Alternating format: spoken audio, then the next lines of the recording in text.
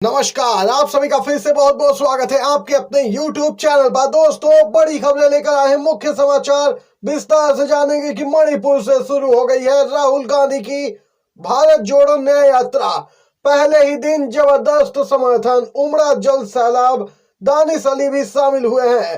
राहुल बोले, BJP RSS की नफरत मिटाकर रहूंगा। यात्रा में बड़ी संख्या में लोग मौजूद। सुप्रीम कोर्ट के वरिष्ठ वकील प्रशांत भूषण ने ईवीएम मामले पर खोल दिया है मोर्चा। अब पेश करेंगे सबूत भी। सभी रह गए दंग और हैरान। दोस्तों, जानेंगे एमपी की बीजेपी सरकार ने 6 महिला जजों को हटाया था। अब पूरा मामला सुप्रीम कोर्ट के पास पहुंचा है। स्वतः संज्ञान सुप्रीम कोर्ट भड़क उठा। बोले सुप्रीम कोर्ट के जज, क्या अब सरकार के इशारे पर काम करेंगे जज? Election commission, media, ED, CBI सब पर कंट्रोल। कम से कम जजों को तो छोड़ दो। पूरी खबर क्या है जानेंगे आगे। वहीं दोस्तों, अगर आप लोग भी मानते हैं 24 का आम चुनाव बैलेट पेपर से होना चाहिए तो एक लाइक वीडियो को जरूर कीजिएगा। अपना समर्थन जरूर दर्ज करवाइए। आप कमेंट बॉक्स में जरूर लिखिएगा दोस्तों, बी सपोर्ट बैलेट पेपर। पहली खबर की ओर चलते हैं। कांग्रेस की भारत जोड़ो न्याय यात्रा को जबरदस्त समर्थन। मणिपुर में कांग्रेस प्रमुख खड़गे ने किया ध्वजारोहण। भारत जोड़ो न्याय यात्रा की हो गई है शुरुआत धमाकेदार। राहुल गांधी ने यात्रा शुरू होते ही बीजेपी आरएसएस को घेरा। बीजेपी आरएसएस को मणिपुर से नफरत, नहीं दिख रहा लोगों का दर्द। न्याय यात्रा में राहुल गांधी ने घेरा है बीजेपी को। वहीं राहुल गांधी से दोस्ती निभाने मणिपुर पहुंचे हैं बीएसपी के निलंबित सांसद दानिश अली। राहुल गांधी की भारत जोड़ो न्याय यात्रा में हुए शामिल। कांग्रेस की भारत जोड़ो न्याय यात्रा का शुभारंभ हो गया है। 67 दिन में 355 लोकसभा सीटें कवर करेंगे राहुल गांधी। मणिपुर से शुरू होकर कांग्रेस की यह यात्रा 6,715 किलोमीटर की दूरी तय करने के बाद 20 मार्च को मुंबई में समाप्त होगी। इस दौरान राहुल गांधी 60 से 70 कांग्रेस नेताओं के साथ बस से यह दूरी तय करेंगे।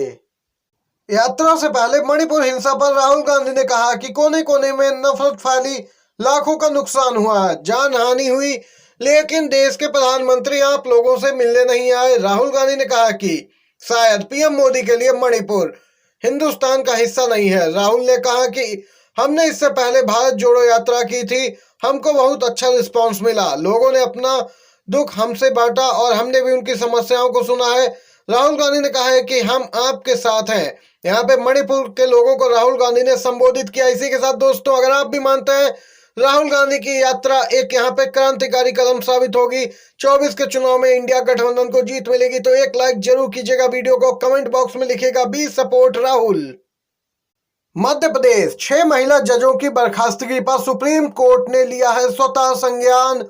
दोस्तों, मध्य प्रदेश शासन द्वारा 6 महिला सिविल जजों की सेवाओं को उनके संतोषजनक कार्य के न चलते यहां पे समाप्त करने के मामले को सुप्रीम कोर्ट ने स्वतः संज्ञान लिया है। न्यायमूर्ति वीवी नागरत्ना व न्यायमूर्ति संजय करोल की यहाँ पे युगल पीठ ने इन 6 में से 3 पूर्व क्लास 2 सिविल जजों द्वारा सुप्रीम कोर्ट को लिखे गए प्रार्थना पत्र पर संज्ञान लेते हुए मामले की सुनवाई की। और यहाँ पे दोस्तों, याचिका बतौर यहाँ पे सुनवाई की जाने की मांग की गई है।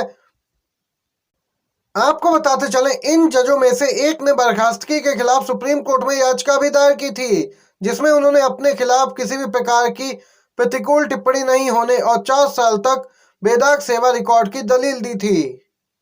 एक तरफ दोस्तों, यहाँ पे सुप्रीम कोर्ट ने स्पष्ट किया है कि हर तरफ यहाँ पे पूरा कंट्रोल चाहिए आपको, चाहे कहीं भी हो आपका कंट्रोल होना चाहिए। सीधे सीधे शब्दों में मध्य प्रदेश की बीजेपी सरकार को फटकार लगाई है दोस्तों। ईवीएम और बैलेट पेपर को लेकर अपडेट है। अब सीजीआई के सामने ही सबूत पेश किए जाएंगे, प्रशांत भूषण बोले हैं। प्रशांत भूषण ने यहाँ पे बैलेट पेपर का समर्थन किया। बोले कि पहले बीजेपी के लोग भी बैलेट पेपर की मांग करते थे, अब जब सत्ता में ये लोग आ गए हैं तब बदल गए हैं। प्रशांत भूषण ने कहा कि आखिर क्या दिक्कत है, बैलेट पेपर से चुनाव करा लीजिए, जैसे ईवीएम से होते हैं, थोड़ा समय ही लगेगा लेकिन यहाँ पे निष्पक्षता बनी रहेगी। प्रशांत भूषण ने कहा कि अब सुप्रीम कोर्ट में ही नए सबूत यहाँ पे पेश किए जाएंगे। 19 लाख ईवीएम जो गायब हैं, उनका मामला भी सीजीआई के सामने उठाने की बात कही जा रही है दोस्तों। वहीं अब यहाँ पे सोशल मीडिया यूजर्स कहने लगे हैं कि विश्व की आधुनिक टेक्नोलॉजी देने वाले देश अमेरिका जापान भी ईवीएम का उपयोग नहीं करते, कुछ तो गड़बड़ होगी, इसीलिए तो ये लोग भी बैलेट पेपर इस्तेमाल करते हैं। हैशटैग ईवीएम हटाओ देश बचाओ जबरदस्त तरीके से ट्रेंड कर रहा है दोस्तों सोशल मीडिया पर। सुप्रीम कोर्ट के पूर्व जज भड़के हैं सरकार पर, बिल पारित हो जाए तो सुप्रीम कोर्ट उसे निरस्त कर दे। दोस्तों चिंता का विषय यहाँ पे है, क्योंकि मुख्य चुनाव आयुक्त और चुनाव आयुक्तों की नियुक्ति पारदर्शिता के बिना ही की जाएगी। दो वोट सरकार के पक्ष में है। जस्टिस नरीमन जो कि पूर्व जज हैं, उन्होंने यहाँ पे चिंता जाहिर करते हुए कहा कि यह परेशान करने वाली बात है। अगर सच में मुख्य चुनाव आयुक्त और चुनाव आयुक्त ऐसे नियुक्त होंगे तो निष्पक्ष और स्वतंत्र चुनाव कहां से होंगे।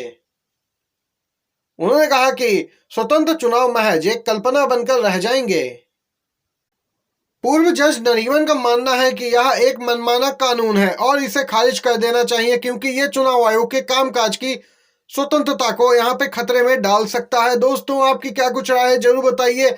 आप लोग पूर्व जज से सहमत है या फिर नहीं। इसी के साथ एक और अपडेट आ रही है दोस्तों, कांग्रेस के मुश्किल दौर में ज्यादातर युवा नेताओं ने यहाँ पे कांग्रेस पार्टी का साथ छोड़ दिया, जिन पर सत्ता के समय राहुल गांधी ने बड़ा ही विश्वास जताया था। दूसरी तरफ राजस्थान के सबसे लोकप्रिय नेता सचिन पायलट आज भी राहुल गांधी के साथ खड़े हैं और उनकी भारत जोड़ो न्याय यात्रा का हिस्सा भी बने हैं। वहीं दूसरी तरफ दोस्तों कांग्रेस अध्यक्ष का पीएम मोदी पर निशाना। मल्लिकार्जुन खड़गे ने कहा कि जब पंडित नेहरू पहली बार मणिपुर आए थे तब उन्होंने इसे भारत का गहना बताया था। यही बात इंदिरा गांधी और राजीव गांधी ने भी कही थी। यहाँ मणिपुर की वह भूमि है जो आजादी के लिए लड़ी। उन्होंने कहा पीएम मोदी मणिपुर वोट के लिए आते हैं, लेकिन जब मणिपुर के लोग यहाँ मुसीबत में थे तब वे नहीं आए। वे राम राम करते हैं, मुंह में राम और बगल में छुरी। ये वे जनता के साथ न खड़े रहे।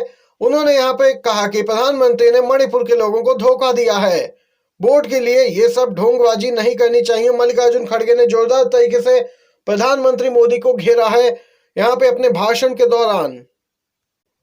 मुख्य चुनाव आयुक्त तो राजीव कुमार का बड़ा बयान निकल के आया दोस्तों। बोले हैं कि चुनाव आयोग हमेशा ही निष्पक्ष रहा है, कभी किसी के दबाव में काम नहीं किया। लगातार आरोप लग रहे हैं चुनाव आयोग पर बीजेपी का साथ देने के।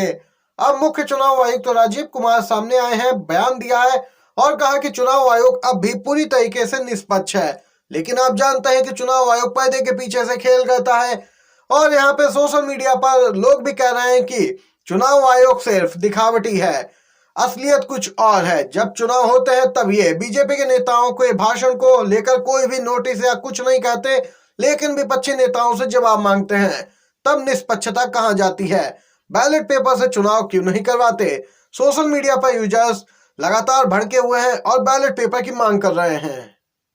यहाँ पर कुछ लोगों की प्रतिक्रिया आप तक पहुंचाई है दोस्तों, जो सोशल मीडिया पर यूजर्स अपनी प्रतिक्रिया दे रहे हैं मुख्य चुनाव आयुक्त के बयान पर। बड़ी खबरें थी। वीडियो पसंद आया हो तो लाइक कीजिएगा, चैनल पर नए हैं तो सब्सक्राइब कीजिएगा, बड़ी खबरें पहले पहुंचे। वीडियो देखने के लिए धन्यवाद।